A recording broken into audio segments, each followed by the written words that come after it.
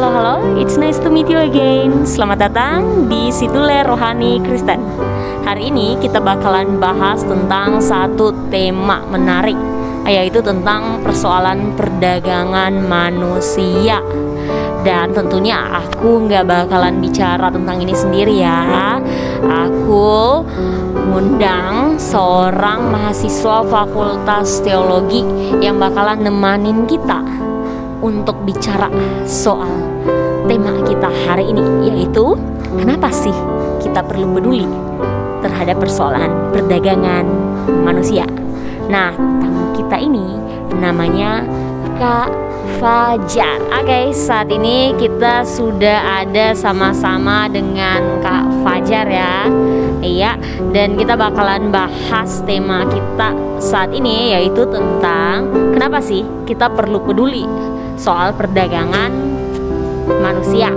Nah, tapi sebelumnya Kak, bisa nggak sih Kakak perkenalan dulu biar mereka tahu siapa sih yang lagi bahas tentang tema kita ini gitu Kak?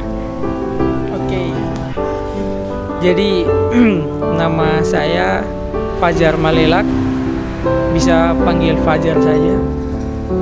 Jadi saya dari NTT sama kayak Kak Clarita. Sekarang berdomisili di Salatiga, Jawa Tengah. Sedang sekolah teologi di Fakultas Teologi di UKSW Jawa Tengah. Sudah semester akhir, sedang menyusun tugas akhir juga yang membahas tentang intinya tentang perdagangan orang juga. Terus kita akan bahasnya lebih dalam perspektif feminis etis nanti. Jadi seperti itu seputaran saya.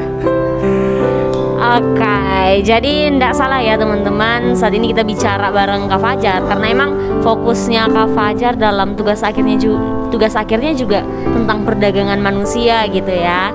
Nah, langsung saja nih biar supaya nggak terlalu banyak makan waktu kan. Nah Kak, menurut Kakak nih, kenapa sih kita ini perlu untuk peduli soal perdagangan manusia, dan memangnya kenapa, dan apa yang buat Kakak kemudian mau bahas soal ini, apalagi ini kan bukan persoalan yang kecil gitu kan Kak gitu. Iya, jadi kenapa peduli dan kenapa mau? Kalau dari saya sebenarnya bahas kapan dulu deh. Iya. Kapan? Jadi kapan saya mengenal dan tertarik terkait perdagangan orang ini? Jadi spesifiknya tuh pas tahun 2019 awal. Itu saya dapat, ceritanya seperti apa saya lupa, tapi saya dapat kiriman email dari salah satu kakak tingkat namanya Eman Manu. Ya, satu angkatan dengan Kak Clarita. Masih di atas lagi. Oh iya, iya betul. Jadi dapat kiriman tentang tulisan dari Ibu Septemi Lakawali, mantan ketua program studi doktoral di STFT Jakarta. Nah, di situ ada puisi dari Ibu Yuli Benu. Kemudian di jurnal itu bahas tentang tulisan Ibu Septemi tentang trauma perdagangan orang. Nah, dari situ saya mulai tertarik. Nah, kenapa sampai tertarik? Nah, itu ketika membaca tuh mungkin dari setiap tulisan orang-orang yang bahas tentang perdagangan orang, mungkin mereka tulisnya pakai hati, jadi tersampaikan ke hati. Iya, benar. Iya, jadi setiap kali baca tuh setiap kali saya baca itu kayak saya mau robek buku begitu. Kayak kalau pertanyakan di mana gereja, di mana pemerintah, itu kembali lagi ke gereja tempat saya di Kupang deh. Nah, di mana gereja kalau sementara ini masih ada gereja, perannya di mana? Iya. Jadi saya mau robek buku. Kenapa saya Fakultas Teologi tapi gereja ini tidak seperti apa yang diharapkan begitu. Iya. Bahkan contoh saja dalam buku yang terbaru saja deh, yang berjudul Tuhan Tak Berdagang. Nah kan, dari berbagai narasi yang ditulis, setiap tulisan tuh ada tulis tentang peran gereja. Nah berarti peran gereja di situ belum selesai untuk membahas masalah ini. Nah dari situ saya berpikir ini bukan seperti, pokoknya seperti panggilan, and I don't know siapa yang memanggil. Yo, siapa yang memanggil, tapi seperti ya kesana saja lah. Jadi dulu waktu saya SD, jadi setelah membaca terus merenungkan, ternyata ini sangat relate dengan kehidupan, dan perdagangan orang itu selalu ada dalam kehidupan manusia. Dan itu tuh sebenarnya ada, tapi tidak dilihat. Dan sekalipun kalau dilihat, itu seperti sesuatu yang asing, padahal dia selalu ada setiap hari.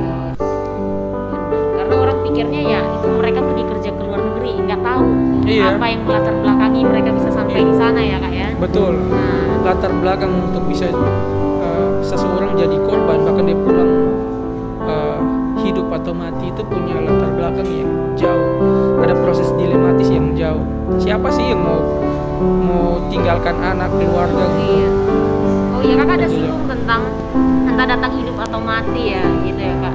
Emang gimana sih nasib mereka yang jadi korban perdagangan manusia ini, sehingga Kakak bisa mengucapkan entah mereka datang hidup atau mati? Jadi ya bisa nggak kasih tahu keadaannya ke kita itu? Iya, jadi pekerja migran itu entah itu melalui prosedur legal atau ilegal, tapi menurut data di Nusa Tenggara Timur itu mereka yang pulang dengan sebagai keadaan korban, penyintas, bahkan meninggal itu pergi dengan prosedur ilegal. Nah sebenarnya ini tidak boleh disebut ilegal. Nah jadi mereka yang di sana tuh mendapatkan berbagai kekerasan, seperti kekerasan ekonomi, kekerasan seksual, kekerasan fisik, psikis, dan lain sebagainya. Kekerasan ekonomi itu seperti gaji yang tidak sesuai dengan kesepakatan, kemudian kekerasan pelecehan seksual, ya seperti itulah kalau pelecehan seksual. Mereka diperkosa, ada yang diberikan obat anti-haid, anti-haid. Oh my God. Ya, kemudian kekerasan psikis, mereka yang disiksa dengan berbagai penyiksaan. Itu ada yang dijepit lidahnya pakai tang. Gitu ya Kak? Iya, kemudian segitunya gitu kan. Itu yang terjadi sih. Miris banget gak sih? Iya, tapi memang itu yang terjadi. Yang harusnya kita buka mata soalnya itu. Iya sih. Dan berbagai stigma yang diberikan masyarakat kepada mereka sebagai orang yang pemalas, supaya bisa dapatkan uang yang banyak. Nah stigma itu sebenarnya harus dihilangkan, karena mereka yang pergi itu diperhadapkan dengan situasi dilematis yang panjang, sehingga keputusan tersebut bisa diputuskan begitu. Nah itu sedikit. Ya.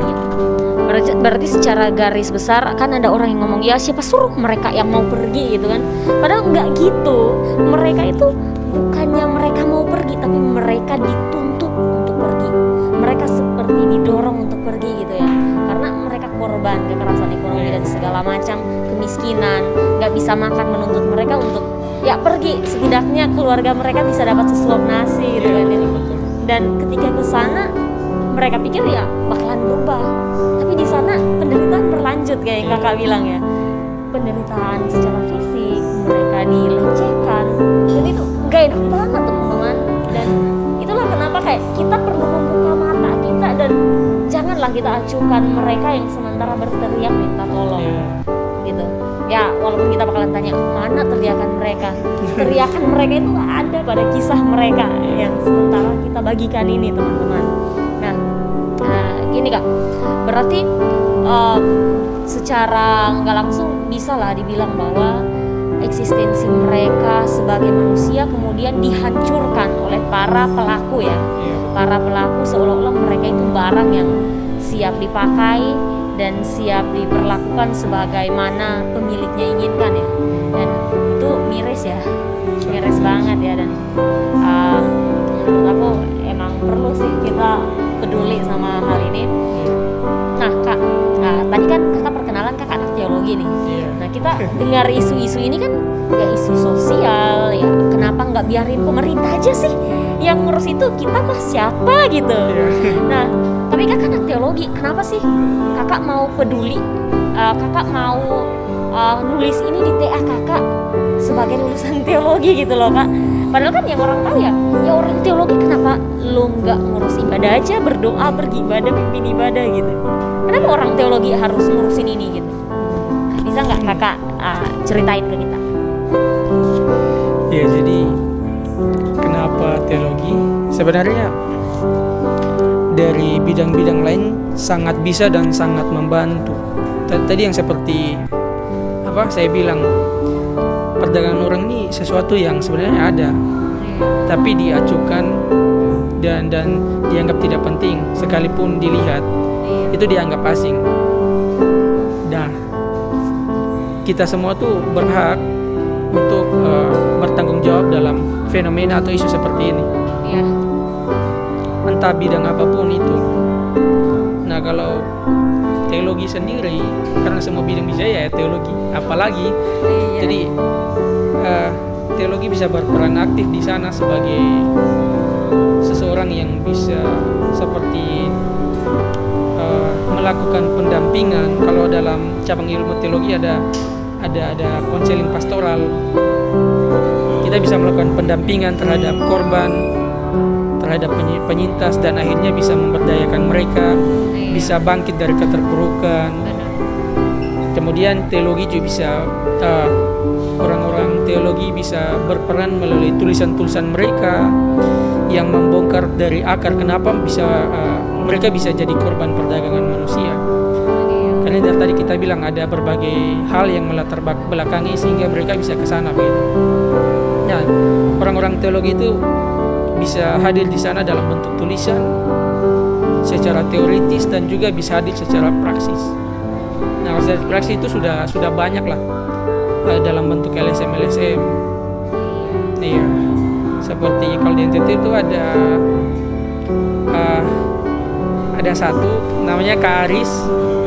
Dia ada buat satu komunitas kecil yang dimana itu menjangkau latar belakang orang-orang menjadi pedagang manusia itu. Ya, nanti Kak Aris kalau nonton, halo Kak Aris. Hai Kak Aris, ngomong Kak Aris itu salah satu narasumber TA aku juga. Iya, jadi saya juga sudah baca TA-nya Kak Clarita. Iya, makanya. Jadi Kak Clarita juga bahas tentang pedagang. Iya. Dan memberikan kontribusi untuk Gemit, UPP Gemit. Iya. Ya, jadi itu. Jadi gini, berarti kalau pesan lah buat orang-orang teologi yang masih mikir, ini bukan tugas kita mah ibadah aja. Ada nggak yang kakak mau kasih tahu ke teman-teman teologi yang masih berpikir ini bukan tugas kita gitu? Ya, jadi siapapun itu, dan khususnya untuk teman-teman teologi dari NTT, jadi kalau kalian fokus pada isu ini merupakan isu yang sangat luar biasa dan menjadi PR untuk kita di NTT yang terselesaikan sampai sekarang. Nah, dari berbagai, ternyata munculnya perdagangan orang ini ada latar belakang yang panjang seperti pendidikan yang belum terselesaikan di sana, kemudian budaya patriarki yang masih melekat di sana, dan lain sebagainya. Jadi sebagai teman-teman teolog, jangan hanya merasa bisa dengan ayat-ayat Alkitab, sejarah-sejarah terbentuknya Alkitab, perjanjian lama, perjanjian baru, bisa pimpin khotbah yang bagus, tetapi apa yang kita belajar kita bisa hidupi itu dengan baik, dan ketika kita menghidupi itu menjadi berkat dalam hal pemberdayaan untuk banyak orang.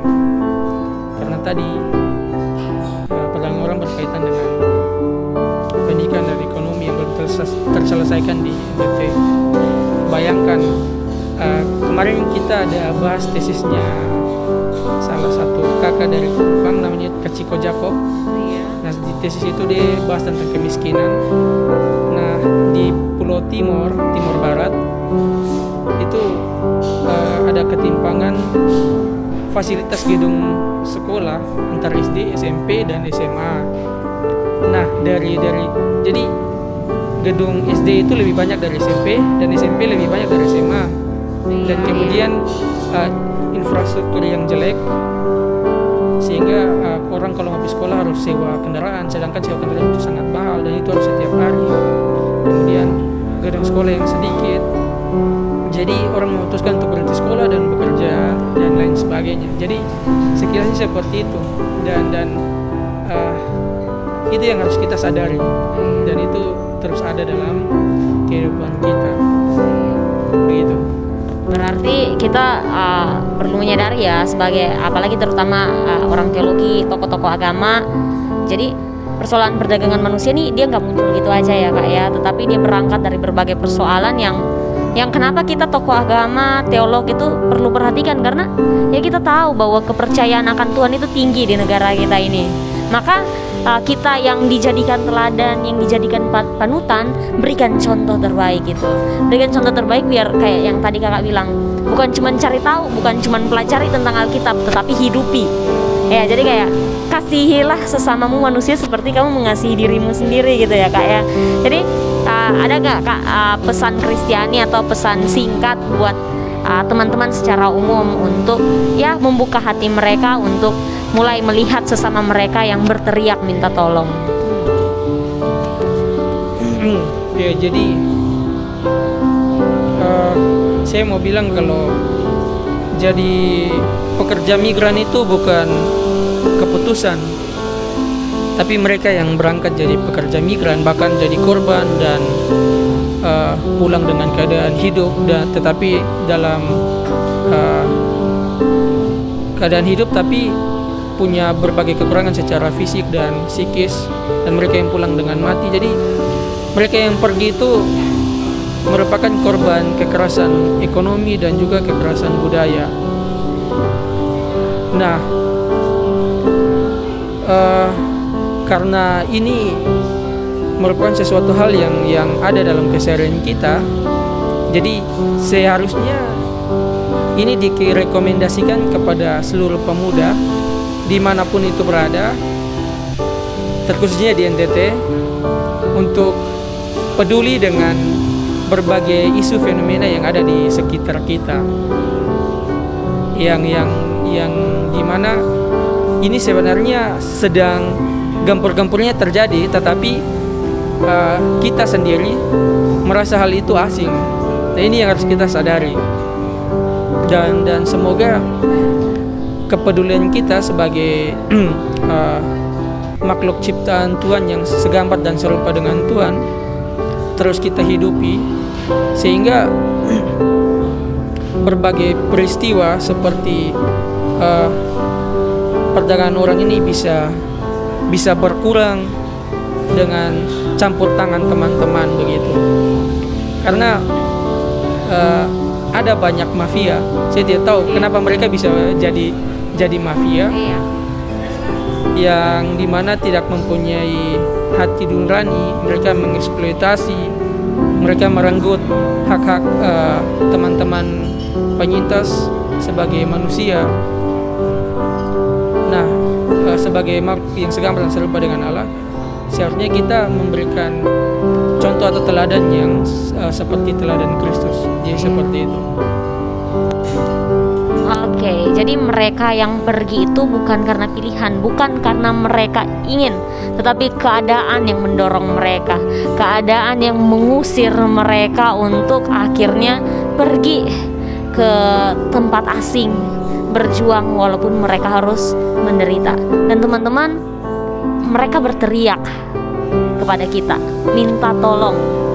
Mereka berusaha untuk supaya kita tahu apa yang mereka rasakan lewat jeritan-jeritan mereka, lewat kedatangan mereka yang dalam keadaan sakit maupun tidak bernyawa lagi. Maka marilah kita hidupi akan firman Tuhan yang Tuhan ajarkan kepada kita dalam kehidupan kita hari lepas hari. Kasihi sesama kita seperti diri kita sendiri. Maka berusaha yang terbaik bagi mereka. Mereka pergi karena desakan-desakan ekonomi, kemiskinan, pendidikan. Maka marilah kita berjuang pada bidang-bidang itu bagi mereka. Mereka pergi karena kurangnya pengetahuan tentang dampak yang akan mereka alami. Maka jadilah pemberi-pemberi informasi bagi mereka, agar mereka tidak ditangkap dengan mudahnya oleh para mafia yang tidak punya hati nurani. Oke, jadi segitu ya teman-teman. Semoga pembicaraan kita hari ini bisa menjadi pembicaraan yang memberikan manfaat besar untuk kita semua.